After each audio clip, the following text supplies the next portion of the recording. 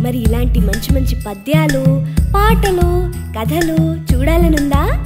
ఇంకెందుకు ఆలస్యం, వెంటనే మీ అమ్మా నాన్నలకు చెప్పి మాకు సబ్స్క్రైబ్ చేయించరా? ఈలోగా మేము మీకోసం బోలెడు వీడియోలను తయారు చేసే ప్రయత్నంలో ఉంటాం. అంతవరకు సెలవా మరి, టాటా.